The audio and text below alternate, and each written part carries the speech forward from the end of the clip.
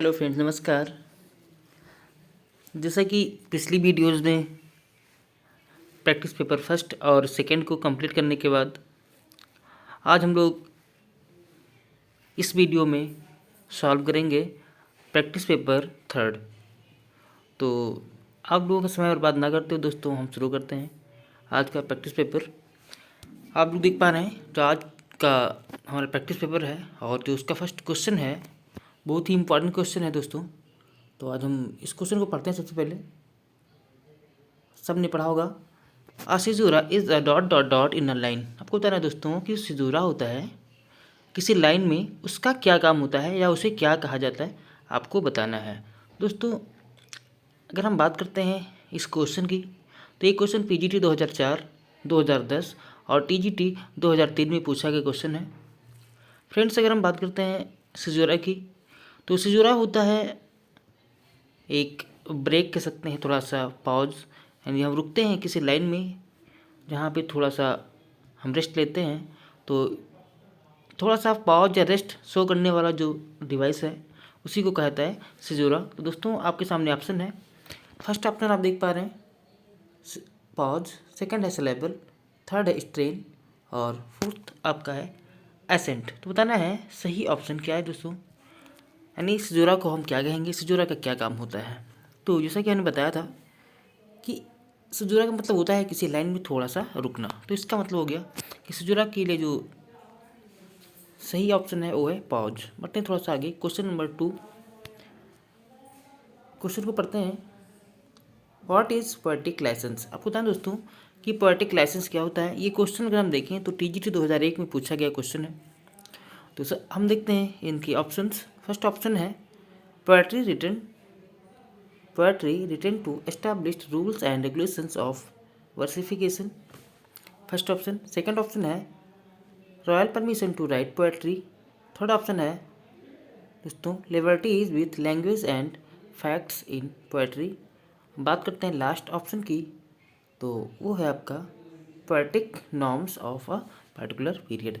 अब आपको दोस्तों बताना है कि इसमें सही ऑप्शन क्या हो सकता है, यानी पोएटिक लाइसेंस का मतलब क्या होता है, पोएटिक लाइसेंस जो होता है इसमें कौन सी चीज़ निहित होती है, आपको बताना है दोस्तों। तो जैसा कि आप देख पा रहे हैं कि क्वेश्चन नंबर सेकंड के लिए जो सही ऑप्शन होगा वो है आपका सी दोस्तों, liberties with language and facts in poetry. दोस्तों पर थोड़ा सा आगे क्वेश्चन नंबर थर्ड आपकी स्क्रीन पे क्वेश्चन है आपका दोस्तों। क्वेश्चन आपका है the unbroken flow of thought and awareness in the waking mind is called. आपको बताना है कि दोस्तों जो अनब्रोकन जो टूटे ना, यानी कि अनब्रोकन फ्लो ऑफ थॉट यानी विचारों का अनब्रोकन फ्लो और अवेयरनेस कह सकते हैं इन वॉकिंग माइंड, जो चलते मतलब वेकिंग माइंड यानी जागते हुए माइंड में जो ये कभी ना टूटने वाला एक फ्लो होता है या थॉट होता है। फ्लो किसका होता है दोस्तों, सॉरी यहाँ पे आपको ध्यान देना है कि वेकिंग माइंड में कभी ना टूटने वाला फ्लो, किसका फ्लो, तो किस थॉट का या अवेयरनेस का जो होता है, तो उस अनब्रोकन फ्लो को क्या कहा जाता है दोस्तों, आपको ये बताना है। तो फर्स्ट ऑप्शन आपके सामने है, आप देख पा रहे हैं। फर्स्ट ऑप्शन है आपका स्ट्रीम ऑफ कॉन्शियसनेस, सेकंड है एपिफैनी, थर्ड है निगेटिव कैपेबिलिटी और फोर्थ है आपका ऑब्जेक्टिव कोरिलेटिव। आपको बताना दोस्तों सही ऑप्शन क्या हो सकता है इस आंसर इस क्वेश्चन का। तो आप सभी जानते हैं कि जो अनब्रोकन फ्लो होता है थॉट या अवेयरनेस का वेकिंग माइंड में दोस्तों, वो होता है स्ट्रीम ऑफ कॉन्शियसनेस। अब आपके लिए क्वेश्चन दोस्तों आपको बताना है कि स्ट्रीम ऑफ कॉन्शियसनेस जो है ये किसकी थ्योरी है या किसने ओरिजिनेट किया था, आपको बताना है दोस्तों। बढ़ते थोड़ा सा आगे क्वेश्चन नंबर 4 की तरफ। जैसा कि आप देख पा रहे हैं क्वेश्चन 4 को हम पढ़ लेते हैं। What is mean by catharsis. आपको बताना दोस्तों कैथारसिस क्या होता है, कैथारसिस का मतलब क्या होता है। ये भी क्वेश्चन टीजीटी 2001 में पूछा गया है, आपको बताना है। तो फर्स्ट ऑप्शन आपके सामने tragic flaw in antagonist, tragic flaw in the protagonist, false step taken, sin dark या purgation of emotions of pity and fear. अब दोस्तों आपको समझ में आ गया होगा कि कैथारसिस का मतलब क्या होता है। दोस्तों अगर बात करते हैं कैथारसिस का, तो कैथारसिस का मतलब जो होता है वो होता है purgation of emotions of pity and fear. तो इस प्रकार से हमारा जो आंसर होगा वह ऑप्शन डी। बढ़ते हैं थोड़ा सा आगे, क्वेश्चन नंबर 5। तो क्वेश्चन दोस्तों, द टर्म डिस्टोपिया इम्प्लाई, आपको बताना है कि जो डिस्टोपिया होता है वो किसके बारे में बताता है। टीजीटी 2001 में पूछा गया क्वेश्चन है। ये टर्म डिस्टोपिया का मतलब क्या है दोस्तों। फर्स्ट है आपके सामने option present imaginary world, unpleasant real world, present real world, unpleasant imaginary world. आपको बताना है सही ऑप्शन क्या है, डिस्टोपिया किसके साथ एसोसिएटेड है, इसका अर्थ क्या होता है आपको बताना है दोस्तों। तो बात करते हैं क्वेश्चन नंबर 5 की। तो इसका जो सही ऑप्शन है वो है डी, अनप्लीजेंट इमेजिनरी वर्ड। दोस्तों अनप्लीजेंट इमेजिनरी वर्ड, आपको कंफ्यूज नहीं होना है प्लीजेंट और अनप्लीजेंट, बहुत ध्यान रखना है। अनप्लीजेंट किस तरह का रियल होता है तो वो होता है आपका गलत माना जाएगा, यानी आपको याद रखना डिस्टोपिया का मतलब अनप्लीजेंट इमेजिनरी वर्ड। अगर बात करते हैं यहाँ पे हम यूटोपिया की दोस्तों, तो आप लोग यूटोपिया के बारे में बताएंगे यूटोपिया का मतलब क्या होता है, क्योंकि डिस्टोपिया का उल्टा होता है यूटोपिया। बढ़ते थोड़ा सा आगे क्वेश्चन नंबर 6 की तरफ। तो क्वेश्चन 6 है दोस्तों, conflicts are of two kinds, external and. अपना दोस्तों जो कॉन्फ्लिक्ट्स होते हैं वो दो प्रकार के होते हैं। तो एक तो एक्सटर्नल और दूसरा क्या होता है। फर्स्ट ऑप्शन आपके सामने इंटरनल, फर्स्ट ऑप्शन दोस्तों आपके सामने है इंटरनल, सेकंड है इंट्रोवर्ट, थर्ड है एक्सट्रोवर्ट, फोर्थ है एक्सटर्नल। आपको सही ऑप्शन चुनना है। तो आपको समझ में आ गया होगा कि दूसरा जो काइंड है इसका कॉन्फ्लिक्ट्स का वो क्या हो सकता है, जैसे कि एक्सटर्नल वर्ड यहाँ पे लिखा हुआ है। तो क्वेश्चन 6 की अगर बात करें दोस्तों, तो एक्सटर्नल और दूसरा इंटरनल हो जाएगा। तो सही ऑप्शन होगा इस क्वेश्चन के लिए इंटरनल। पढ़ते हैं थोड़ा सा आगे क्वेश्चन नंबर 7 की तरफ। बात करें डिनोटेशन की कि व्हाट इज डिनोटेशन, या किसी डिनोटेशन मीन्स क्या होता है दोस्तों, बताना है व्हाट इज डिनोटेशन। तो फर्स्ट ऑप्शन है the literal or primary meaning of a word, second है नॉन एक्सेप्टेड, सेकंड ऑप्शन दोस्तों non accepted meaning of the word, third है आयरॉनिकल मीनिंग, और फोर्थ है आपका सेकेंडरी मीनिंग। आपको बताना है सही ऑप्शन क्या हो सकता है इस क्वेश्चन का। डिनोटेशन का मतलब दोस्तों क्या होता है क्वेश्चन 7 का। तो सही आंसर हो जाएगा the literal of primary, the literal or primary meaning of a word, यही कहलाता है दोस्तों डिनोटेशन। बता थोड़ा दोस्तों हम आगे नेक्स्ट क्वेश्चन को देखेंगे, क्वेश्चन नंबर 8। क्वेश्चन बेटा आपकी स्क्रीन पर दोस्तों को बताना है इस क्वेश्चन का सही आंसर आपको सिलेक्ट करना है। जैसे कि आप देख पा रहे हैं, a feeling or idea that is suggested by a particular word although it need not be a part of the word's meaning or something suggested by an object or situation. अब बताना है कि एक फीलिंग या idea जो कि suggest करता है एक पर्टिकुलर वर्ड के द्वारा सजेस्ट किया जाता है, यद्यपि it need not B A part, क्योंकि इसको मतलब कह सकते हैं कि वर्ड की मीनिंग का पार्ट होने की जरूरत नहीं होती है, या समथिंग सजेस्टेड या कुछ सजेस्ट करने की जरूरत नहीं है bye N object or situation. तो दोस्तों वो फीलिंग आइडिया क्या होता है। फर्स्ट ऑप्शन आपके सामने है कनोटेशन, फर्स्ट है आपके सामने कनोटेशन, सेकंड है डिनोटेशन, थर्ड है एक्सप्लेनेशन, फोर्थ है इंटरप्रिटेशन। आपको बताना है सही ऑप्शन क्या होगा क्वेश्चन नंबर 8 के लिए दोस्तों। अगर हम बात करें क्वेश्चन नंबर 8 की, तो आप फिर से देख सकते हैं एक बार, और इसके बाद आप इस आंसर को सिलेक्ट करें। तो हम बात करते हैं क्वेश्चन नंबर 8 के सही आंसर की। तो सही आंसर इसका हो जाएगा कनोटेशन दोस्तों, आप इसको नोट कर सकते हैं। अब थोड़ा सा आगे क्वेश्चन नंबर 9, क्वेश्चन 9 की अगर हम बात करें दोस्तों, तो पहले पढ़ेंगे a sudden and surprising action or turn of events, a sudden and surprising action or turn of events especially in a play. बताया गया दोस्तों कि एक प्ले में जो सडन या सरप्राइजिंग एक्शन होता है या कोई टर्न होता है इवेंट्स का, तो उसे जो है स्पेशली इन अ प्ले मुख्य रूप से विशेष रूप से उसे क्या कहा जाता है। फर्स्ट है आपका ऑप्शन मेलोडी, फर्स्ट है आपका मेलोडी, सेकंड है आपका कूप डी थिएटर, थर्ड है एब इनिशियो, और फोर्थ है आपका मेलोड्रामा। आपको बताना है सही ऑप्शन क्या होगा क्वेश्चन नंबर 9 के लिए। आप क्वेश्चन को एक बार फिर से समझ सकते हैं, पढ़ सकते हैं दोस्तों। अगर हम बात करते हैं सडन और या सरप्राइजिंग एक्शन या टर्न की किसी भी इवेंट में, स्पेशली एक प्ले में, तो वो होता है आपका बी कूप डी थिएटर। बढ़ते हैं थोड़ा सा आगे क्वेश्चन नंबर 9 हम कंप्लीट कर चुके हैं दोस्तों। हम पढ़ेंगे क्वेश्चन नंबर 10 की तरफ। तो पढ़ने क्वेश्चन नंबर 10 को और देख ले रहे हैं 10 क्या कह रहा है। तो क्वेश्चन 10 है दोस्तों, जैसा कि आप यहाँ पे देख पा रहे हैं, a dot dot dot dot a dot dot dot is a literary device featuring two consecutive lines of poetry that typically rhyme and have the same meter। को बताना दोस्तों कि ऐसी कौन चीज़ है, लिटरेरी डिवाइस है और फीचरिंग टू, इसमें दो consecutive लाइन्स ऑफ पोएट्री होती है जो कि typically rhyme and have the same metre, जिसमें कि जो राइम होती है और जो मीटर होता है वो सेम होता है। दोस्तों बताना है वो लाइनें क्या कहलाती हैं। फर्स्ट है आपका ट्रिपलेट, सेकंड है दोस्तों फर्स्ट है ट्रिपलेट, सेकंड है स्टैंजा और थर्ड है कपलेट और फोर्थ है आपका क्वार्टरन। अगर बात करें दोस्तों हम यहाँ पे दो लाइन की, तो दो लाइन जिसमें होता है उसको आप समझ गए कपलेट बोलते हैं। कपल से बना है कपलेट दोस्तों, तो कपलेट का मतलब दो। तो यहाँ पे सही आंसर आपको समझ में आ गया होगा कि जब भी जहाँ पे हमने दो लाइन की बात की थी वहीं पे आप समझ गए होंगे कि इसका सही आंसर हो जाएगा कपलेट। कपलेट की जो राइम और मीटर होता है वो सेम होता है दोस्तों, ये आप याद रखेंगे। क्वेश्चन नंबर 10 हम कंप्लीट करने के बाद अब बढ़ते हैं क्वेश्चन नंबर 11 की तरफ। अब देखो क्वेश्चन 11 क्या कह रहा है दोस्तों, तो what is the figure of space when the real meaning is exactly the opposite of that which is expressed by words apparently. बताया गया वो कौन सी फिगर ऑफ स्पीच है दोस्तों, जब जो रियल मीनिंग होता है वो एकदम से अलग होता है उस वर्ड से, जो वर्ड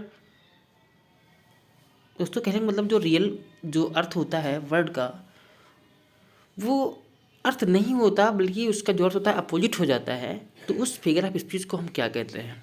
फर्स्ट ऑप्शन आपके सामने दोस्तों, तो फर्स्ट ऑप्शन को आप देख पा रहे हैं सटायर, सेकंड है आयरनी, थर्ड है ऑक्सीमोरन और फोर्थ ऑप्शन आपके सामने है नन ऑफ दीज। आपको सही आंसर चुनना है दोस्तों। आखिर वो क्या है, कौन से फिगर ऑफ स्पीच है जिसमें जो वर्ड होते हैं जो मीनिंग प्रकट करते हैं वो मीनिंग ना होकर के बोलकर उसका कोई दूसरा या अपोजिट मीनिंग होता है, उस फिगर ऑफ स्पीच को हम क्या कहेंगे। तो क्वेश्चन नंबर 11 का जो सही आंसर दोस्तों, अगर हम बात करते हैं आयरनी, आयरनी में ही होता है कि जो हम बोलते हैं रियल मीनिंग नहीं होता बल्कि उसका मीनिंग कुछ और होता है, जिसको जब सेंस में हम समझ सकते हैं तो वो कहलाता है आयरनी। पर थोड़ा सा आगे क्वेश्चन नंबर 12 की तरफ दोस्तों, क्वेश्चन 12 को हम देख पा रहे हैं। अगर हम देखिए क्वेश्चन नंबर 12 को तो पढ़ते हैं, what of figure of speech has been used in the following line. एक लाइन यहाँ पे दी गई दोस्तों और पूछा गया इसमें कौन सी फिगर ऑफ स्पीच यूज की गई है। ये क्वेश्चन अगर देखें तो क्वेश्चन 2000 और 2005 पीजीटी में पूछा गया है। आपके सामने सेंटेंस है दोस्तों, सेंटेंस को सबसे पहले हम पढ़ लेते हैं। All the perfumes of Arabia can not Sutton his little hand, this little hand. बताया दोस्तों कि अरब के पूरे परफ्यूम इस छोटे से हाथ को नहीं महका सकते हैं। हम बात करते हैं कि अरेबियन सारे परफ्यूम्स की बात करते हैं एक छोटे से हाथ के लिए, तो यहाँ पे बात हो जा रही है हाइपरबोल की। हम कोई चीज़ अतिशयोक्ति में कर रहे हैं, बढ़ा चढ़ा के कर रहे हैं, और जब भी कोई बात हम बढ़ा चढ़ा के करते हैं दोस्तों वहाँ पे होता है हाइपरबोल। तो इसका सही आंसर हो जाएगा हाइपरबोल, यानी इसका हो जाएगा आंसर सी। थोड़ा सा आगे क्वेश्चन नंबर 13 की तरफ। अब क्वेश्चन 13 की अगर बात करें तो पढ़ेंगे इसको, क्वेश्चन क्या रहा है। तो क्वेश्चन नंबर 13 है दोस्तों,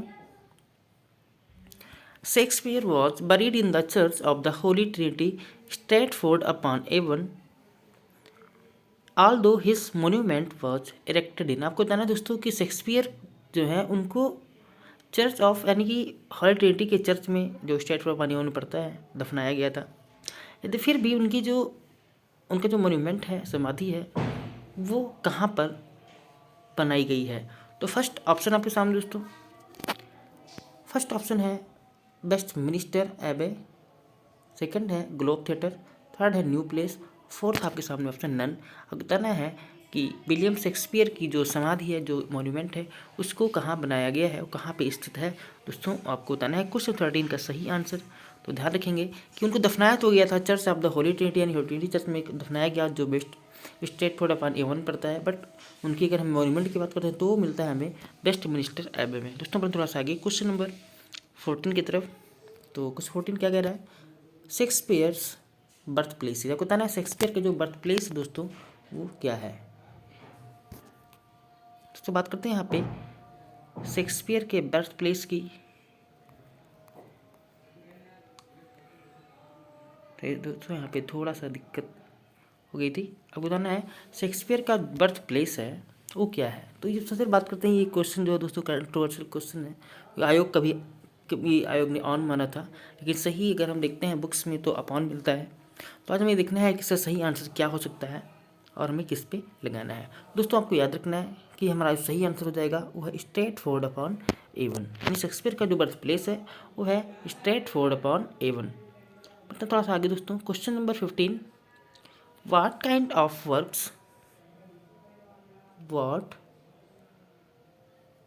What kind of work is Samson agonist? पूछा गया दोस्तों जो सैमसन एगनिस्ट है वो किस प्रकार का वर्क है। ये TGT 2013 में पूछा गया क्वेश्चन है, जो जॉन मिल्टन साहब का लिखा हुआ एक बहुत फेमस वर्क है। तो आपको बताना है क्या है। फर्स्ट ऑप्शन आपके सामने है वर्स प्ले, सेकंड है एपिक, थर्ड है लिरिकल ड्रामा, फोर्थ है शॉर्ट स्टोरी। आपको बताना है कि ये क्या है, सैमसन एगनिस्ट क्या है दोस्तों। सभी लोग पढ़ चुके होंगे। तो क्वेश्चन 15 का सही आंसर हो जाएगा वर्स प्ले। ये एक पोएटिक ड्रामा भी बोल सकते हैं या पोएटिक प्ले या वर्स प्ले, कुछ भी इसको आप बोल सकते हैं दोस्तों। थोड़ा सा क्वेश्चन नंबर 16 की तरफ अगर हम बात करें क्वेश्चन 16 की, तो क्वेश्चन है life of Milton has been written by. आपको बताना है कि लाइफ ऑफ मिल्टन जो है ये किसके द्वारा लिखा गया है दोस्तों। तो सबसे पहले हम बात करते हैं कि ये क्वेश्चन जो है TGT 2013 में पूछा गया है। तो लाइफ ऑफ मिल्टन की अगर हम बात करें क्वेश्चन 16 की, तो ये लिखा गया था सैमुअल जॉनसन के द्वारा। तो सही आंसर हो जाएगा दोस्तों सैमुअल जॉनसन। बट थोड़ा सा आगे क्वेश्चन नंबर 17, तो 17 है paradise lost was published in 1667। उस बात करते हैं कि जो पैराडाइज लॉस्ट है इसके अगर पब्लिश डेट की बात करें या पब्लिश ईयर की बात करें तो ये 1667 में पब्लिश हुआ था लंदन में। तो हु वाज इट्स पब्लिशर, आपको बताना है कि इसका पब्लिशर कौन था, यानी इसे किसने प्रकाशित किया था दोस्तों, ये आपको बताना है। आपके सामने ऑप्शन है, फर्स्ट ऑप्शन आपके सामने है सैमुअल साइमंड्स, सेकंड है आंड्रे साइमंड्स, थर्ड है डटन एंड्रयूज और फोर्थ आपके सामने है लॉरेंस स्टर्न। आपको बताना है सही ऑप्शन क्या है, यानी कि पैराडाइज लॉस्ट को किसने प्रकाशित किया था 1667 में। दोस्तों क्वेश्चन 17 की अगर हम बात करें तो इसका आंसर हो जाएगा सैमुअल साइमंड्स, यानी कि इसके जो प्रकाशक हैं वो हैं सैमुअल साइमंड्स। मैं थोड़ा सा क्वेश्चन नंबर 18, तो चलिए हम क्वेश्चन को पढ़ लेते हैं दोस्तों। क्वेश्चन कहता है John Donne letter became a dot in the church of England. आपको बताना है कि दोस्तों जो जॉन डन थे वो बाद में इंग्लैंड के चर्च में क्या बनाए गए थे या क्या बन गए थे। तो फर्स्ट ऑप्शन है मिनिस्टर, सेकंड है क्लेरिक और थर्ड है आपके सामने पोप और फोर्थ ऑप्शन है सेंट। आपको बताना है जॉन डन बाद में इंग्लैंड के चर्च में क्या बन गए थे, आपको इसका सही आंसर देना है। क्वेश्चन 18 का सही आंसर क्या है दोस्तों।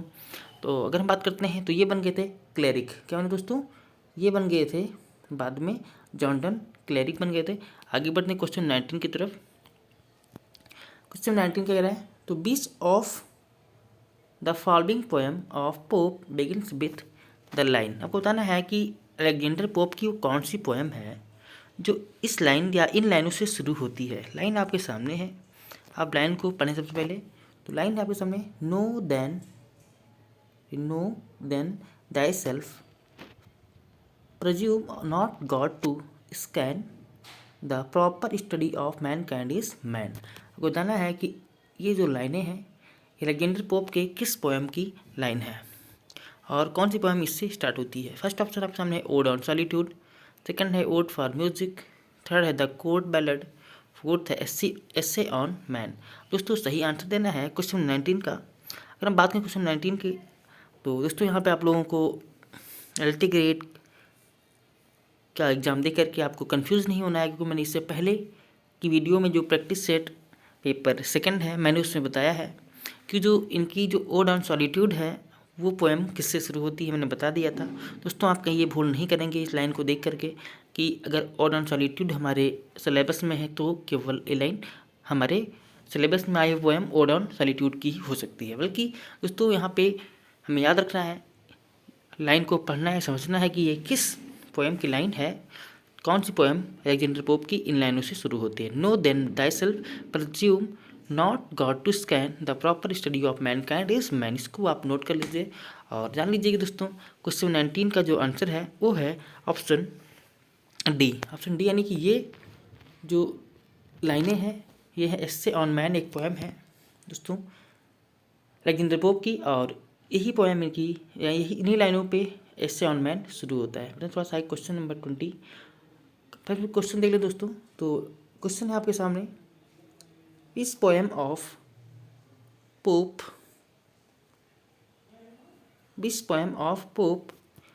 The following lines from a part of. आपको बताना है कि आपको यहाँ पे लाइन हम दिखा रहे हैं, आपको बताना है वो लाइनें अलेक्जेंडर पोप की किस पोएम की लाइनें हैं। अब दोस्तों हम बढ़ते हैं थोड़ा सा आगे, क्वेश्चन नंबर 20 के ऑप्शन की बात कर ले रहे हैं यहाँ पे। और सबसे पहले हम देखते हैं वो लाइनें जिन लाइनों की बात हो रही है। तो लाइन है, क्रिएटेड होप टू राइज। दोस्तों यहाँ बात कर रहे हैं created hope to rise and hope to fall, great lord of all things at a prey to all, sole जज of truth in endless error hurled, the glory just and riddle of the world। आपको बताना है ये लाइनें Alexander pope के किस poem की लाइनें हैं दोस्तों। अगर बात करते हैं क्वेश्चन नंबर 20 की, 20 का जो सही ऑप्शन है वो है दोस्तों डी। अगर फिर बात करें तो ये पोएम भी जो लाइनें हैं दोस्तों ये भी एस्से ऑन मैन की ही लाइनें हैं। इन लाइनों को आप नोट कर सकते हैं। थोड़ा सा आगे क्वेश्चन 21 की तरफ, तो उससे पर पढ़ते हैं हम क्वेश्चन को। तो which poem of Pope the following lines from a part. आपको बताना है कि अलेक्जेंडर पोप के किस पोएम की ये लाइनें हैं, जो लाइनें हम आपको दिखा रहे हैं। तो लाइनें दोस्तों, go teach eternal wisdom how to rule, go teach eternal wisdom how to rule, then drop into thyself and be a fool। आपको बताना है कि ये लाइनें अलेक्जेंडर पोप के किस पोएम की लाइनें हैं। ऑप्शन आपके सामने, फर्स्ट ऑप्शन आपके सामने है ओड ऑन सॉलिट्यूड, सेकंड है ओड फॉर म्यूजिक, थर्ड है द कोर्ट बैलड और फोर्थ ऑप्शन है एस्से ऑन मैन। आपको बताना है सही ऑप्शन 21 के लिए। तो सही आंसर हो जाएगा दोस्तों यही। अगर इन लाइनों की बात करते हैं तो ये लाइनें भी अलेक्जेंडर पोप के एस्से ऑन मैन की ही लाइनें हैं। थोड़ा सा आगे क्वेश्चन 22 को हम पढ़ लेते हैं। हु और what do lie underneath the tree and grass covered elevated land. आपको बताना है दोस्तों कि ट्रीज और घास के नीचे जो लैंड थी, जो ज़मीन थी, उसके नीचे कौन पड़े हुए थे या कौन दफन थे, आपको बताना है। अब दोस्तों अगर हम बात करते हैं इस क्वेश्चन की, तो एक क्वेश्चन है elegy written in a country churchyard, जो टॉमस ग्रे की बहुत ही अच्छी जो एलेजी है, जिसमें उन्होंने पीसेंट्स के मृत्यु के पर दुख व्यक्त किया है। अगर पीसेंट्स की बात करें तो किसान होते हैं, आपको समझ में आ गया होगा क्वेश्चन का आंसर 22 का जो सही आंसर हो जाएगा। तो एनिमल्स तो वहाँ पे दफन थे नहीं, गोल्ड और सिल्वर तो थे नहीं, ऑफ स्प्रिंग भी नहीं थे, वहाँ पे थे डेड पीसेंट्स, यानी जो गरीब लोग थे, किसान थे, उन्हीं लोगों को दफन किया गया था। तो इन्हीं की मृत्यु पर दोस्तों अगर हम बात करते हैं तो इन्हीं की मृत्यु पर टॉमस ग्रे जो है वो अपना शोक व्यक्त करते हैं। पर थोड़ा सा आगे क्वेश्चन 23 की अगर बात करें तो हु विल, हाँ दोस्तों बात कर रहे हैं, who will not get up from the eternal sleep on listening the twitter of words and cock's shrill clarion. दोस्तों यहाँ बात की जा रही, ये भी उसी पोएम की से क्वेश्चन बना है कि who will not get up from the eternal sleep on listening the writer Twitter of birds. आपको बताना है कि चिड़ियों के चहचहाने पर और कॉक्सियल क्लेरियन और जो मुर्गे की बांग है, मुर्गे कुकड़ू क्यों की आवाज़ से भी ऐसे वो कौन से लोग हैं जो अपने इटर्नल स्लीप से, यानी हमेशा तक जो सो रहे हैं उस स्लीप से जो नहीं जागेंगे, उस नींद से जो नहीं जगेंगे, वो कौन है। तो फर्स्ट ऑप्शन आपके सामने है पीसेंट्स, मैंने बात की थी पहले ही आपको। तो फर्स्ट ऑप्शन पीसेंट है, सेकंड है पोएट है, थर्ड है आपका एनिमल्स और जो लास्ट ऑप्शन है आपका वो है डेड पीसेंट्स इन ग्रेव। आपको बताना है सही ऑप्शन। दोस्तों यहाँ पे कंफ्यूज नहीं होना है आपको, पीसेंट्स भी है और डेड पीसेंट्स इन ग्रेव है। तो दोस्तों यहाँ पे जो बात हो रही है वो उन पेशेंट्स की बात नहीं हो जो जीवित हैं, बल्कि उन पेशेंट्स की बात हो रही है जो मर चुके हैं। तो इसका सही आंसर हो जाएगा डेड पेशेंट्स इन ग्रेव, जो कि उस चर्च में जहाँ वो कभी बैठा हुआ था, उस चर्च में जो ग्रेव हैं, जो कब्रें थी, उसमें जो दफन थे मरे हुए किसान, उनकी बात कर रहा है। अब दोस्तों बढ़ते हैं क्वेश्चन नंबर 24 की तरफ। तो क्वेश्चन 24 है, according to poem elegy written in a country churchyard, हाउसवाइफ्स would not be busy cooking meals for them because they. आपको बताना है कि जो इलेजी रिटन कंट्री चर्चयार्ड है, ये पोएम है, इस पोएम में जो हाउसवाइफ्स हैं वो अपने वो खाना बनाने में बिजी नहीं है। क्यों? आपको बताना है क्योंकि वह क्या है, ऐसा क्यों नहीं है, वो खाना क्यों नहीं बना रही हैं। तो आपके सामने फर्स्ट जो ऑप्शन है, आर स्टिल इन्फेंट्स, क्योंकि वो भी इन्फेंट्स हैं। Are yet to be born, अभी उनका जन्म नहीं हुआ है। Are waiting for some guest, क्योंकि वो कुछ मेहमानों का इंतजार कर रही हैं। और लास्ट ऑप्शन आपके सामने है, are in their eternal sleep, वो है अब भी अपनी इटर्नल स्लीप में है। तो सही ऑप्शन हो जाएगा दोस्तों कि वो भी इटर्नल स्लीप में हैं। तो बात करते हैं क्वेश्चन 24 की। 24 का जो सही ऑप्शन है वो है डी, यानी वो भी मर चुके हैं, यानी वो भी दफन है उस चर्च में। बात करते हैं यहाँ पे क्वेश्चन नंबर 25 की। क्वेश्चन है, eastern daughter of the voice of God, who is this eastern daughter. ये क्वेश्चन बहुत ही इंपॉर्टेंट दोस्तों कह सकते हैं, वो टू ड्यूटी आप कह सकते हैं। तो ओ टू ड्यूटी जो है ये किसकी पोएम है, आपको पहले बात ये हमें लेना है कि पोएम किसकी, ओ टू ड्यूटी किसकी ओर है। और यहाँ पे ईस्टर्न डॉटर जो बात की जा रही है, वो ईस्टर्न डॉटर कौन है, आपको ये समझना है। 25 का जो सही ऑप्शन है, तो सबसे पहले आप ऑप्शन पढ़ लीजिए दोस्तों, नेचर, लूसी, ड्यूटी या सॉल। तो हमने बताया ओ टू ड्यूटी, तो यही हो जाएगा दोस्तों सही आंसर इसका, ड्यूटी को ईस्टर्न डॉटर बताया है कवि ने। बात करते हैं आगे क्वेश्चन 26 की। 26 की अगर बात करें दोस्तों, जहाँ पर हो जाएगा, what was the name of Michael cottage. मतलब माइकल का जो कॉटेज है, जो झोपड़ी है, उसका नाम क्या था। फर्स्ट ऑप्शन है इवनिंग स्टार, सेकंड ऑप्शन है मॉर्निंग स्टार, थर्ड ऑप्शन है द मून, और फोर्थ ऑप्शन है ब्राइट स्टार। कुछ सही ऑप्शन चुनना है दोस्तों, क्या होगा इसका सही ऑप्शन। आप बताना कि माइकल जो कैरेक्टर दोस्तों ये किस वर्ग में है, वो वर्ग किसका है, आपको ये भी बताना है दोस्तों। अगर आप सक्षम है तो हमारे कमेंट बॉक्स में आप बता सकते हैं। 26 का जो सही आंसर हो जाएगा दोस्तों, वो हो जाएगा आपका इवनिंग स्टार। बात करते हैं माइकल कॉटेज की झोपड़ी की, तो उसको इवनिंग स्टार के नाम से बताया गया है। बात करते हैं फिर क्वेश्चन नंबर 27 की। तो वर्ड्सवर्थ प्रील्यूड इज अ, नए वर्ड्सवर्थ का जो प्रील्यूड है वो क्या है।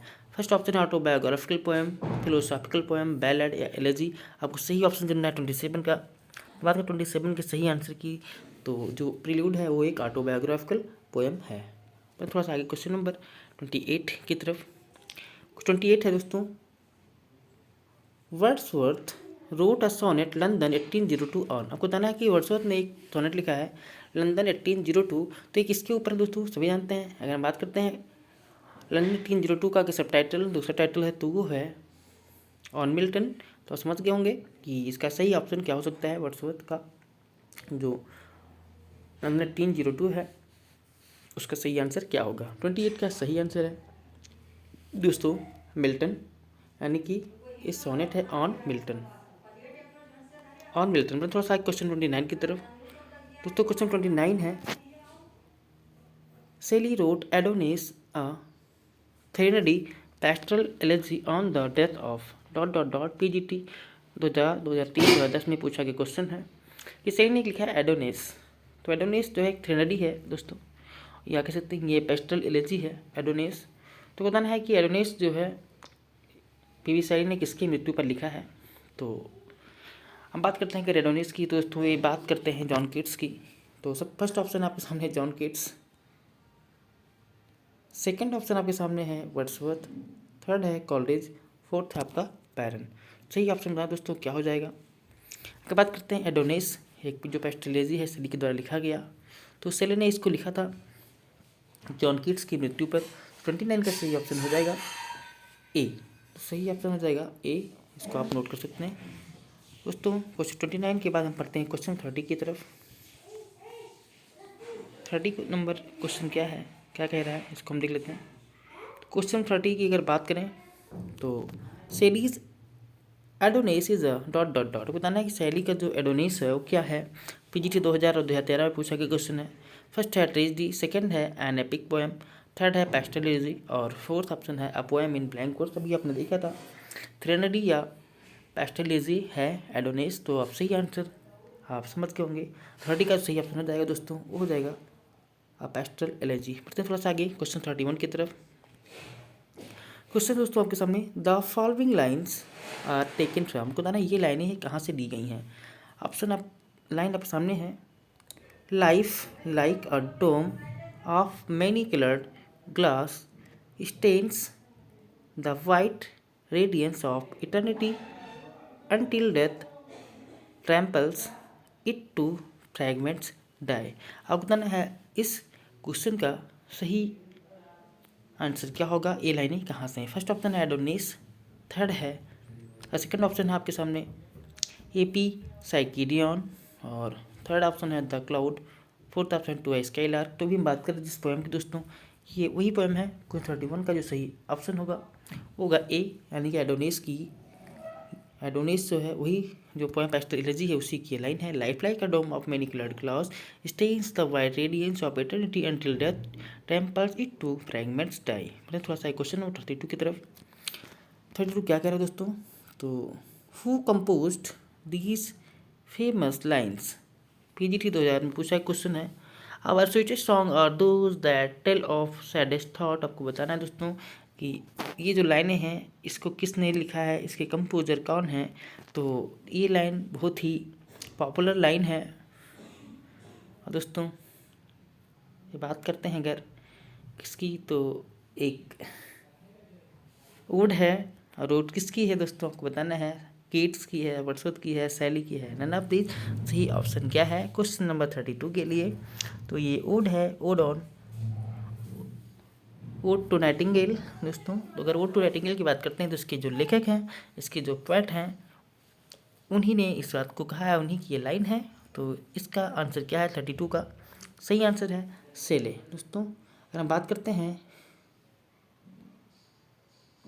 ओड टू नाइटिंगेल तो वो है शैली की लाइन। थोड़ा सा आगे question number 33, who is known for Hellenic spirit in his poetry. होता है कि अपनी पोएट्री में हेलेनिक स्पिरिट के रूप में किसको जाना जाता है। मैंने बस बात की थी इससे पहले की प्रैक्टिस सेट में। तो प्रैक्टिस सेट हमारा प्रैक्टिस सेट 2, उसमें मैंने बात किया था हेलेनिस्टिक पोएट की। तो आप समझ गए होंगे कि ये हेलेनिक स्पिरिट अपनी पोएट्री में किसकी है, किसको जाना जाता है इसके रूप में, तो वो है हमारे कीट्स साहब। 33 का सही आंसर हो जाएगा दोस्तों कीट्स को हम हेलेनिस्टिक पोएट भी कहते हैं। थोड़ा सा क्वेश्चन 34 की तरफ। तो फिर क्वेश्चन है, what is Hellenism that we find in Keats poetry. Hellenism क्या होता है जो कि हम कीट्स की पोएट्री में पाते हैं या देखते हैं।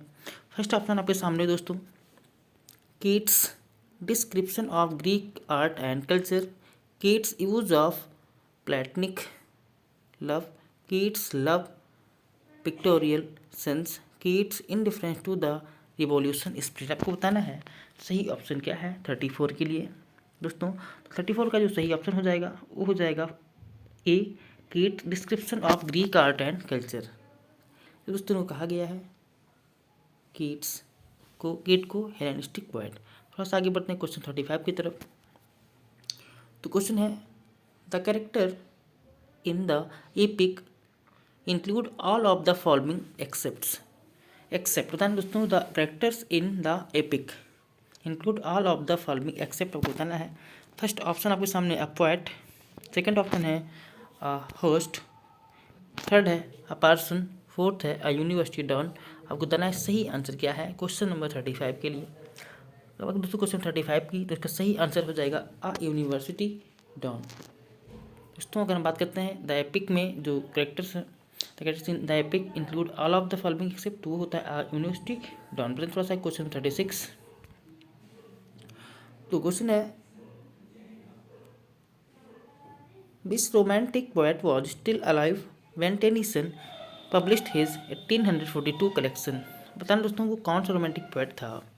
जो उस समय जीवित था जब टेनिसन ने 1842 पर अपना 1842 का कलेक्शन प्रकाशित किया था।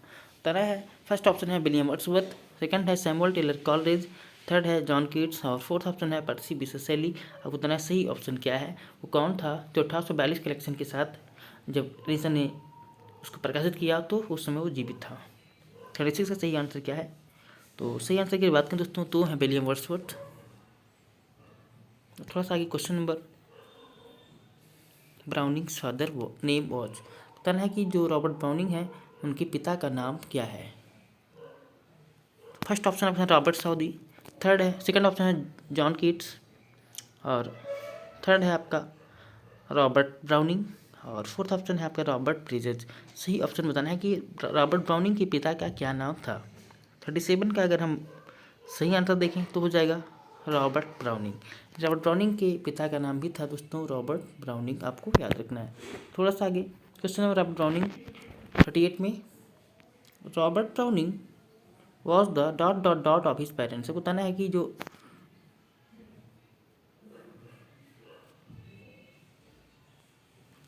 दोस्तों थोड़ा सा आप रुक सकते हैं। तो हम लोग बात कर रहे थे क्वेश्चन नंबर 38 की। तो क्वेश्चन था आपका कि रॉबर्ट ब्राउनिंग के जो है रॉबर्ट ब्राउनिंग अपने पेरेंट्स के कौन से पुत्र थे। फर्स्ट है ओनली सन, सेकंड है सेकंड सन, थर्ड है आपका थर्ड सन और फोर्थ है नन ऑफ दिस। सही ऑप्शन था रॉबर्ट ब्राउनिंग और पिता के कौन से पुत्र थे, अकेले थे, दूसरे पुत्र थे या तीसरे पुत्र थे या कोई नहीं था, आपको बताना है। 38 का सही ऑप्शन क्या है दोस्तों, तो अगर बात करें रॉबर्ट ब्राउनिंग की तो अपने पेरेंट्स के वो इकलौते पुत्र थे। थोड़ा सा आगे क्वेश्चन 39 है दोस्तों, Areal स्टेवेंसन wrote, poor Matt, he is gone to heaven, no doubt, but he won't like God. Who is he referring to? आपको बताना है यहाँ पर जो है ही किसको, मतलब who is he referring to, यहाँ पर किसको रेफर किया जा रहा है। फर्स्ट है मैथ्यू अर्नोल्ड, सेकंड है कीट्स, थर्ड है टी.एस. एलियट और फोर्थ ऑप्शन है आपके सामने W.B. येट्स। दोस्तों बताएं 39 का सही आंसर। तो बात 39 के सही आंसर की, 39 का सही आंसर हो जाएगा ए मैथ्यू अर्नोल्ड। अगर दोस्तों यहाँ पे आपको बात करते हैं ट्रिक की, तो आप पूरा मैथ से आप पहचान सकते हैं, मैथ से आप मैथ्यू समझ लीजिए, तो इस प्रकार से आप समझ सकते हैं कि मैथ्यू अर्नोल्ड है। क्वेश्चन नंबर 40 है क्वेश्चन, इसमें क्या दोस्तों, who called 10th century and age of prose and reason. किसने 18वीं शताब्दी को प्रोज और रीजन का एज कहा है, आपको बताना है। आपके सामने ऑप्शन है, फर्स्ट ऑप्शन है मैथ्यू अर्नोल्ड और सेकंड ऑफ टी.एस. एलिट। बात करें क्वेश्चन 40 की, दो ऑप्शन और है दोस्तों, तो वो ऑप्शन देखने से पहले ही आपको हम दो ऑप्शन दे रहे हैं, इन्हीं ऑप्शन में से आप बता दीजिए कि 18वीं शताब्दी को एज ऑफ प्रोज और रीजन किसने कहा है, तो आपके लिए सही आंसर हो जाएगा मैथ्यू अर्नोल्ड। दोस्तों बटन थोड़ा सा आगे क्वेश्चन 41 की तरफ, और एक बार ऑप्शन देख लीजिए, इस ऑप्शन को मतलब नहीं दोस्तों, आपको याद रखना है मैथ्यू अर्नोल्ड नहीं कहा था। तो क्वेश्चन नंबर 41 आपके सामने है। तो क्वेश्चन है, ईट्स फाउंडेड द एबे थिएटर विद। आपको बताना है कि ईट्स ने एबे थिएटर को किसके साथ फाउंडेड किया, यानी स्थापित किया। तो फर्स्ट है J.M. सेंज, सेकंड है बर्नार्ड शॉ, थर्ड है जेम्स जॉयस, फोर्थ है माइकल भक्तिन। आपको बताना है सही ऑप्शन क्या है दोस्तों इसके लिए। 41 का सही ऑप्शन, सही आंसर की बात करें तो है J.M. सेंज। तो J.M. सेंज के साथ उन्होंने एबे थिएटर को फाउंड किया था, आपको याद रखना है W. ईट्स ने। क्वेश्चन 42 की बात करते हैं दोस्तों, अगर क्वेश्चन 42 है तो देख लीजिए, T.S. Eliot was awarded US presidential medal of freedom in. आपको बताना है कि T.S. एलियट को US presidential medal of freedom से नवाजा गया, अवार्ड दिया गया, तो कब दिया गया था। ऑप्शन आपके सामने है 1964, 1965, 1966, 1967। सही ऑप्शन आपको चुनना है 42 के लिए। तो बात नहीं 42 की, तो 42 का सही आंसर हो जाएगा दोस्तों वह ए, यानी कि अगर बात करें T.S. एलियट को, कि उनको T.S. एलियट को प्रेसिडेंशियल मेडल ऑफ फ्रीडम से कम नवाजा गया, तो वो ऑप्शन है आपके लिए 1964 में T.S. एलियट को US presidential medal of freedom से नवाजा गया था। क्वेश्चन नंबर 43 आपके सामने है। T.S.. Eliot's first volume of poems appeared in 1917। आपको बताना है टी.एस. इलियट का जो फर्स्ट वॉल्यूम ऑफ पोएम है जो 1917 में अपीयर हुआ, वो कलेक्शन किसका है? द कलेक्शन हुआ, जो कलेक्शन कौन सा था दोस्तों, बताना वो कौन सा कलेक्शन था। फर्स्ट है आपके सामने द हॉलो मैन, सेकेंड है proof rock and other observations, और थर्ड है आपके सामने द बेस्ट लैंड, और फोर्थ है पोएम्स। आपको बताना सही ऑप्शन क्या है 43 के लिए। 43 की अगर बात करते हैं, 43 की सही जो ऑप्शन है वो proof rock and other observations. 1917 में जो पोएम का वॉल्यूम, जो फर्स्ट वॉल्यूम आया, वो कलेक्शन था प्रूफ रॉक और अदर ऑब्जर्वेशन का। लेकिन थोड़ा सा आगे क्वेश्चन नंबर 44 की तरफ, तो अब देखना है W.H. Orton was and W.H. Orton थे तो क्या थे। फर्स्ट है एंग्लो अमेरिकन पोएट, सेकंड है इंडो अमेरिकन पोएट, थर्ड है आपके सामने फ्रेंच अमेरिकन पोएट, और फोर्थ है स्कैंडिनेवियन पोएट। आपको बताना है सही ऑप्शन क्या है। 44 की अगर बात करें सही ऑप्शन की, तो सही ऑप्शन हो जाएगा एंग्लो अमेरिकन पोएट। दोस्तों तो W.H. ऑर्डन है, उनको एंग्लो अमेरिकन पोएट कहा जाता है। फिर थोड़ा सा आगे क्वेश्चन नंबर 45 की तरफ फिलिप लार्किन से क्वेश्चन आया। Philip Larkin was born at या इन। फिलिप लार्किन का जन्म कहाँ हुआ था। फर्स्ट है Redford, Coventry, Warwickshire, England, second है डर्बीशायर, लंदन, इंग्लैंड, थर्ड है हैम्पशायर, लंदन, इंग्लैंड, फोर्थ है नन ऑफ दीज। सही ऑप्शन क्या है 45 के लिए। 45 के अगर सही ऑप्शन की बात करें तो है दोस्तों रेडफोर्ड। आप एक वर्ड याद रखिए रेडफोर्ड, तो इससे आपको याद आ जाएगा कि फिलिप लार्किन का जो जन्म हुआ था वो रेडफोर्ड, कवेंट्री, वॉरविकशायर, इंग्लैंड में हुआ था। क्वेश्चन 46 की बात करते हैं, तो 46 है दोस्तों the age of Walt Whitman is generally known as. यानी वॉल्ट विटमैन का जो एज है, जो युग है, उसे क्या कहता है। फर्स्ट है आपके सामने the age of civil war, second option आपके सामने है the age of world war, the age of rule war, the age of no war. आपको बताना है कि दोस्तों वॉल्ट विटमैन की एज को क्या कहता है। तो इससे बात करें अगर हम कैप्टन माई कैप्टन की, तो उसमें सिविल वॉर का वर्णन किया है। तो आप दोस्तों समझ सकते हैं 46 का सही ऑप्शन क्या होगा। तो सही ऑप्शन इसका हो जाएगा the age of civil war. यानी कि हम बात करें वॉल्ट विटमैन की एज की, तो उसको एज ऑफ सिविल वॉर भी कहा जाता है। क्वेश्चन नंबर 47, तो क्वेश्चन है डिकिंसन्स फादर वॉज एन एमिनेंट। आपको बताना है डिकिंसन फादर जो है वो क्या थे। वो एक प्रख्यात या विख्यात क्या थे, लॉयर थे, डॉक्टर थे, इंजीनियर थे या पोएट थे। आपको बताना एम.बी. डिकिंसन के फादर क्या थे। 47 का सही आंसर हो जाएगा लॉयर। यानी कि दोस्तों एम.बी. डिकिंसन के जो पिता थे वो बहुत ही विख्यात वकील थे। आगे बढ़ते हैं क्वेश्चन नंबर 48 की तरफ, तो एम.बी. डिकिंसन वॉज, इसी के लिए यहाँ बात करते हैं एम डिकिंसन की। तो M Dickinson was educated at. बताना है कि एम डिकिंसन जो है उन्होंने अपनी शिक्षा कहाँ प्राप्त की। फर्स्ट है स्कूल, सेकंड है होम, थर्ड है न्यूनरी, और फोर्थ ऑप्शन है नन ऑफ देम। बताना 48 का सही ऑप्शन। 48 की अगर बात करें सही ऑप्शन की दोस्तों, तो होम है, यानी कि इन्होंने होम से अपने घर से ही शिक्षा प्राप्त की थी। थोड़ा सा आगे बढ़ते हैं क्वेश्चन 49 दोस्तों, तो क्वेश्चन सब लोग हम देख लेते हैं। क्वेश्चन है आपके सामने who made the following comment on his death. The death of Robert Frost leaves a vacancy in the American spirit. His death impoverishes us all, but he has bequeathed his nation a body of imperishable works which Americans will forever gain and understand. आपको बताना है कि Robert Frost के लिए उनकी मृत्यु पर ये कमेंट किसने किया है। तो बताएं दोस्तों आपके सामने ऑप्शन है। फर्स्ट ऑप्शन आपके सामने है John F Kennedy, first option है जॉन एफ कैनेडी, सेकंड है हेमिंगवे, थर्ड है फॉकनर, और फोर्थ ऑप्शन है टी.एस. एलियट। आपको बताना है ये कमेंट रॉबर्ट फ्रॉस्ट की मृत्यु पर किसने किया है, जो अभी आपने देखा है। क्वेश्चन 49 का सही ऑप्शन क्या हो सकता है। तो सही ऑप्शन की बात करें दोस्तों तो है John F Kennedy.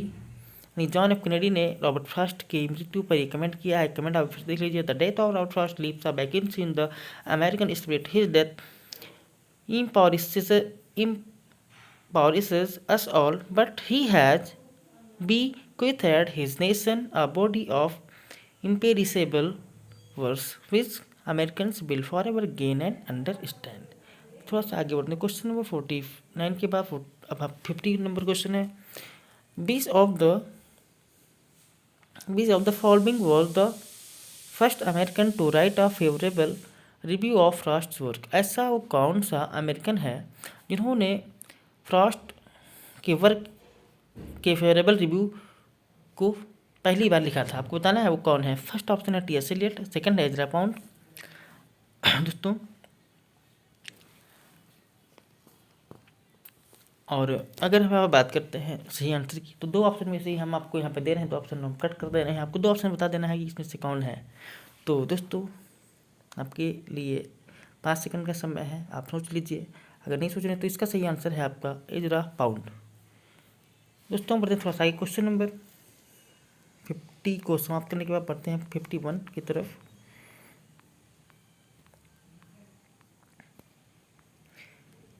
Option of James Joyce और मेलवाई, लेकिन आपको याद रखना है एजरा पाउंड है वो। क्वेश्चन 51 की हम बात कर लेते हैं यहाँ पे। तो क्वेश्चन 51 है गीतांजलि। इसको दोस्तों हम बात करते हैं गीतांजलि की। तो गीतांजलि का एक सब टाइटल है सॉन्ग ऑफरिंग।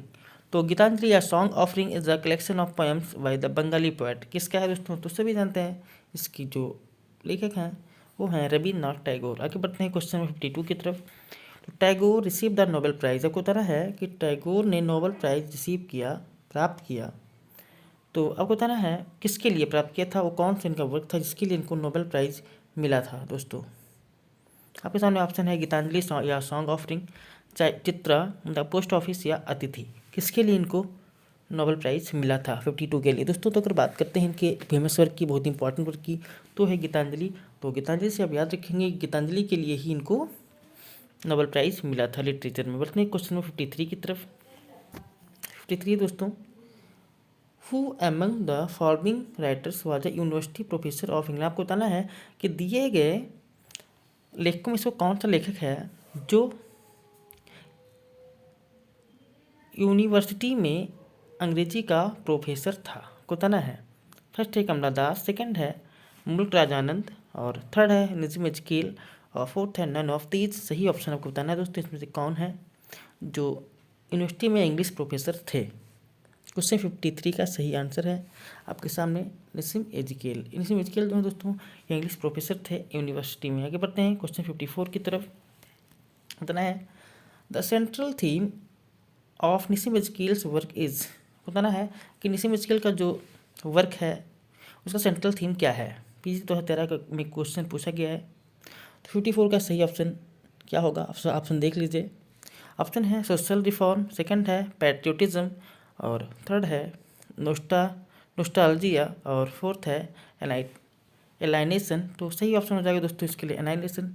एलाइनेशन की जो है द सेंट्रल थीम इनका होता है जिकेल का वर्क होता है एलाइनेशन। दोस्तों, थोड़ा सा आगे क्वेश्चन नंबर 55 की तरफ। क्वेश्चन है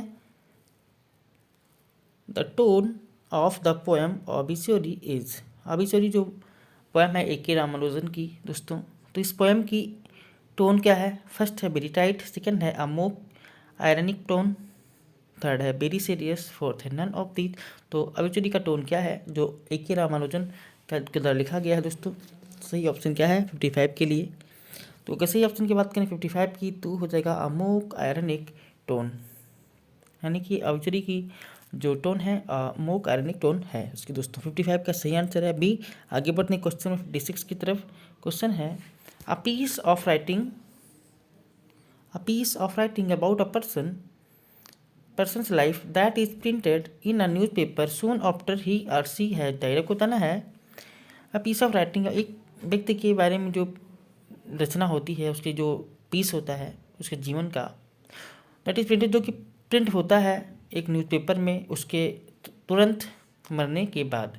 तो उसे क्या कहा था? फर्स्ट है आबिचुरी, सेकंड है एलर्जी, और थर्ड है यूलोजी, फोर्थ है मॉर्फोलॉजी। आपको बताना है सही ऑप्शन क्या है 56 के लिए। दोस्तों, बात करें 56 की, तो सी ऑप्शन हो जाएगा ऑबिचुरी। यानी ऑबिचुरी होता है वही कि किसी के मरने के बाद उसके जीवन का कोई पार्ट, या कह सकते हैं थोड़ा कोई पीस उसके राइटिंग का मतलब उसको जो भी लिखता है दोस्तों, उसके राइटिंग कुछ पीस जो है न्यूज़पेपर में प्रकाशित होता है। आगे बढ़ते थोड़ा सा क्वेश्चन 57 की तरफ।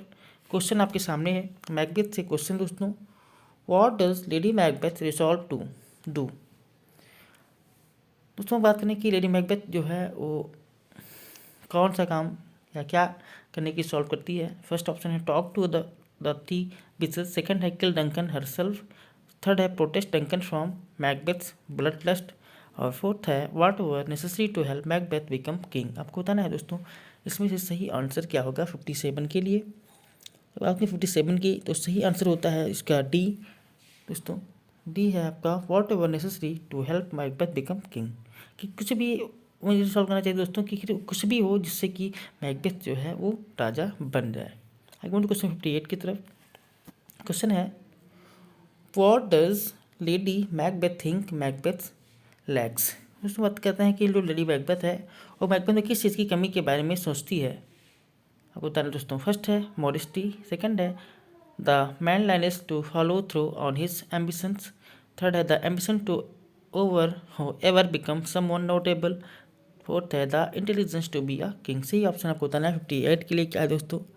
तो बात की 58 की तो सही ऑप्शन हो जाएगा दोस्तों द मैनलाइन, क्योंकि दोस्तों जब वो जो लेडी मैकबेथ है वो बार बार उसको कहती है कि मर्दा तुम मर्द ही नहीं हो, जब वो थोड़ा हिचकिचाता है डंकन की हत्या करने में दोस्तों, तो इससे ही आंसर हो जाएगा the manliness to follow through on his ambitions. आगे बढ़ते हैं क्वेश्चन 59 की तरफ। कहते हैं उसके अंदर मर्दाना ताकत की कमी है दोस्तों, मैन वो मर्द नहीं है, उसके अंदर जो है मैन लाइनेस नहीं है, जो मनुष्य का मैन की पुरुष के अंदर पुरुषत्व होता है, पुरुषत्व की उसके अंदर कमी है दोस्तों। आगे बात करते हैं क्वेश्चन 59 जो है what do Lady Macbeth's word unsex me here mean. दोस्तों अगर बात करते हैं यहाँ पर लेडी मैकबेथ के वर्ड की, तो यहाँ पे एक वर्ड है अनसेक्स मी हियर, इसका क्या अर्थ है। फर्स्ट है she was not to have sex with Macbeth until he becomes king. First है कि वो प्रतिज्ञा करती है कि तब तक वो मैकबेथ से सेक्स नहीं करेगी जब तक कि वो राजा नहीं बन जाता। सेकंड है she wants to set aside feminine sentiments that could hinder bloody ambition, और थर्ड है she wants her chambermaids to disguise her in men's clothes, और फोर्थ है she wants to have sex with evil spirits. अब बात करते हैं सही option की 59 के लिए दोस्तों। 59 के लिए जो सही ऑप्शन हो जाएगा तो हो जाएगा B, she wants to set aside feminine sentiments that could hinder bloody ambitions. आगे बढ़ते हैं क्वेश्चन नंबर 60 की तरफ। 60 क्वेश्चन है दोस्तों, इसमें बात कर रहे हैं कि what does Macbeth realise about the consequence of Duncan's murder. बात करें तो मैकबेथ जो है तो डंकन की हत्या का जो क्या परिणाम है, किस परिणाम के बारे में मैकबेथ को पता चलता है। दोस्तों हम बात करते हैं क्वेश्चन 60 की। तो 60 का ये जो ऑप्शन है आपके सामने है। फर्स्ट ऑप्शन है other than satisfying his own ambition it will make everything worse, it will be a simple and tedious route to achieving all his ambitions. Third है though he will become king he will lose his hold on Cawdor, और fourth option है if the wishes are right he will become both a king and a immortal। आपको सही option बताना है 60 के लिए दोस्तों। सही ऑप्शन बताओ दोस्तों, 60 के लिए सही ऑप्शन है वो है ए अदर मैन और other than satisfying his own ambition it will make everything worse. दोस्तों ये है इसका सही ऑप्शन। पढ़ते हैं क्वेश्चन नंबर 61 की तरफ। 61 दोस्तों what is Lady Macbeth's plan for murdering Duncan. अगर बात करें कि लेडी मैकबेथ का क्या प्लान था डंकन की हत्या करने के लिए, तो आपको बताना है प्लान क्या है। फर्स्ट है Macbeth will pour poison in his ear while he sleeps and blame the king's brother, या Macbeth will hire 3 murderers to ambush Duncan when he returns to the castle on horseback. Third है Macbeth will stab him in his sleep and plant the bloody evidence on the servants. या D है Macbeth will push him out the window during a tour of the castles। आपको बताना है सही option क्या है question number 61 के लिए दोस्तों। तो बात करें क्वेश्चन 61 की, तो सही ऑप्शन हो जाएगा सी मैकबेथ बिल। जो लेडी मैकबेथ ने प्लान किया था वो है Macbeth will stab him in his sleep and plant the bloody evidence to on the servant. तो कह रही है कि वो जाके मतलब जो सो रहे हैं राजा सो रहे हों तो मैकबेथ उनकी हत्या कर दे और उसका जो एविडेंस वो डाल दें अपने सर्वेंट्स के ऊपर। दोस्तों बढ़ते हैं क्वेश्चन 62 की तरफ। तो लास्ट क्वेश्चन है आज की वीडियो का। तो लास्ट क्वेश्चन है दोस्तों every man in his humour. बात करते हैं यहाँ पे every man in his humour, इसको हमने पढ़ाया है, इसकी वीडियो आप देख सकते हैं। तो ये इसमें किसने एक्ट किया है? शेक्सपियर ने, शेक्सपियर कंपनी ने, लॉर्ड चैम्बरलेन कंपनी ने, बेन जॉनसन ओन कंपनी, या नन ऑफ दीज। कुछ होता है इस एवरी मैन हिज ह्यूमर में किसकी कंपनी ने एक्ट किया है? दोस्तों मैंने बात की है इस, मैंने जब every man in his humour पढ़ाया था तो उसने बात किया था कि शेक्सपियर जी ने क्या किया है। दोस्तों हमको देख लेना है कि शेक्सपियर साहब ने खुद इसमें एक्ट किया है 62 में। तो सही ऑप्शन बात करते हैं अगर दोस्तों क्वेश्चन 62 की, तो वो जो कंपनी थी, कंपनी क्या है? तो कंपनी है लॉर्ड चैम्बरलेन्स कंपनी दोस्तों। लेकिन शेक्सपियर साहब ने खुद उसमें एक्ट किया है, या ध्यान रखेंगे। आगे बढ़ते क्वेश्चन 63 की तरफ, और 63 नंबर क्वेश्चन आपको दोस्तों, in which year was every man in his humour acted by Lord Chamberlain's company. बताना है लॉर्ड चैम्बरलेन्स कंपनी के द्वारा किस ईयर में every man in his humour में एक्ट किया गया था। फर्स्ट है 1698, 1598, 1548 या 1568। सही ऑप्शन आपको चुनना है दोस्तों 63 के लिए। तो सही ऑप्शन हो जाएगा 1598। सही ऑप्शन इसका ये हो जाएगा दोस्तों। इसी के साथ आपकी वीडियो हम यहीं समाप्त करते हैं, और फिर मिलेंगे नेक्स्ट वीडियो में।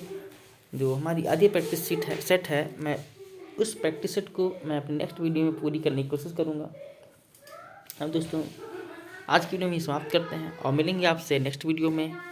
और उस वीडियो में हम इस प्रैक्टिस सेट को कंप्लीट करेंगे। और अगर बात करें इस प्रैक्टिस सेट की, तो अब यहाँ पे अगर टर्न है तो वहाँ पे आपको देखने को मिलेंगे बहुत सारे ग्रामर के क्वेश्चंस।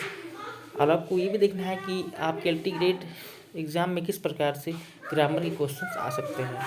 दोस्तों इसके साथ नमस्कार, जय हिंद, वंदे मातरम। फिर मिलेंगे किसी नेक्स्ट वीडियो में। तब तक के लिए आप लोग खुश रहें, पढ़ते रहें और अपनी तैयारी को आगे बढ़ाते रहें। धन्यवाद।